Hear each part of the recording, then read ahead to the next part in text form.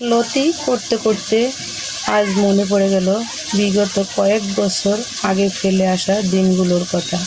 আমি যখন SSC examination দিয়েছিলাম তখন আমি আমার এক ভাইয়ের বাসায় থেকে পরীক্ষা দিতাম।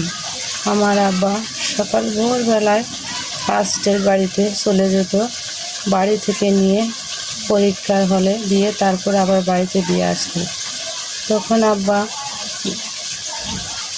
ভাবিকে জিজ্ঞেস করলো, তোমাদের জন্য গ্রামের বাড়ি থেকে আমি কি নিয়ে আসবো? ভাবি তখন বলল, কাকা আমাদের জন্য আপনি কচুর বই নিয়ে আসবেন, ওনারা কচুর বই বলে ডাকে। তখন আমি বললাম, কচুর বই কী হবে, এখানে তো এগুলো বিক্রি করে। বলে গ্রামের তাজা সবজিগুলো খেতে ভীষণ ভালো লাগে। তারপরের দিন আব্বা যখন বাড়িতে এসে কচুর বই নিয়ে গেল, ভাবি তখন রান্না করে খেতে দিল আমাদের। ভাত খাওয়ার সময় একদিকে মাংস দিল, আরেকদিকে কচুর বইয়ের তরকারি দিল। আমি তখন কচুর বইয়ের তরকারি দিয়ে ভাত খেয়ে আমার কাছ থেকে ভীষণ ভালো লাগলো। আমি ভাবিকে জিজ্ঞেস করলাম, এই তরকারি তুমি কিভাবে রান্না করেছো? ভাবি বলল, আগামীকাল আমি যখন রান্না করব আমার পাশে বসে দেখবা। তখন আমি দেখলাম ভাবি কচুর বইগুলো কিভাবে রান্না করলো। আসসালামু আলাইকুম। আমি এখানে কিছু কচুর বই কুটে পানি দিয়ে ধুয়ে পরিষ্কার করে গরম পানি দিয়ে চুলায় ভাপিয়ে নিছি। পানি ঝরিয়ে এবার আমি রান্নার কাজে চলে আসলাম। রান্না করার জন্য এখানে আমি কিছু উপকরণও নিয়ে নিলাম। একটা তেজপাতা, কিছু গরম মশলা, কিছু কাঁচামরিচ, কিছু পেঁয়াজ কুচি, কিছু পেঁয়াজ বেরেস্তা, সামান্য জয়ত্রী, কিছু চীনাবাদাম, কিছু কাজু বাদাম বেটে নিছি। আর যে মূল উপকরণ সেটা হলো নারকেল। এখানে কিছু নারকেল কোড়ানো আমি ভিজিয়ে নিছি। রান্নার কাজে চুলায় আগুন ধরিয়ে একটা কড়াই বসিয়ে দিলাম, তাতে 1 কাপ সাদা তেল দিয়ে দিলাম, কিছু গরম মশলা দিয়ে দিলাম। গরম মশলার মধ্যে এলাচ, দারচিনি, লবঙ্গ, একটা তেজপাতা দিয়ে দুটো করে দিয়ে দিলাম, কিছু আস্ত জিরে দিয়ে দিলাম। এবার কিছু পেঁয়াজ কুচি দিয়ে দিলাম। এবার 1 চামচ পরিমাণ করে আদা, রসুন, পেঁয়াজ আর জিরে বাটা দিয়ে দিলাম। এবার বাদামের পরিমাণটা দিয়ে দিলাম। বাদামের মিশ্রণটা আমি 2 চামচ পরিমাণ দিয়ে দিলাম।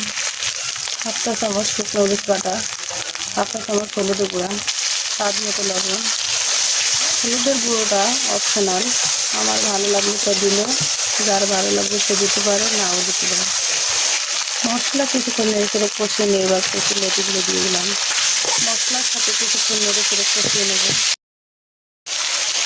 বেশ কিছুক্ষণ নেড়ে করে কষিয়ে নিলাম। এবার নারকেলের ভিজানো যে দুধ, সে দুধটা আমি দিয়ে দেবো। এবার উপর থেকে কিছু কাঁচামরিচ দিয়ে দেবো। এবার চুলা আঁচ মিডিয়াম লোতে রেখে আমি জাল করে নেব 5 মিনিট। 5 মিনিট জাল করার পর ঝোল মাখা মাখা হয়ে গেছে। উপর থেকে আমি সামান্য চিনি ছিটিয়ে দিলাম। এভাবে যখন কোনো কাজ করি পিছনের স্মৃতিগুলো মনে পড়ে, তখন খুব খারাপ লাগে, মনে হয় যদি আগের জীবনে আবার ফিরে যেতে পারতাম। কবির ভাষায় বলা হয়েছিল, নদীর স্রোত বয়ে যায়, কাহার জন্য অপেক্ষা করে না। হারানো স্বাস্থ্য সম্পদ ফিরে পাওয়া যায়, কিন্তু সময় চলে গেলে আর ফিরে আসে না।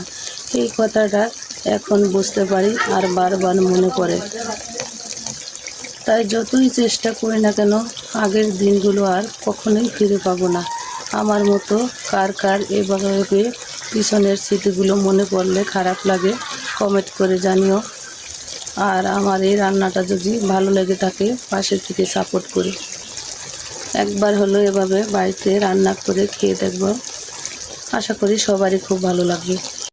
থেকে কিছু পেঁয়াজ বেরেস্তা দিয়ে দিলাম। এভাবেই আমার রান্নাটা শেষ করলাম।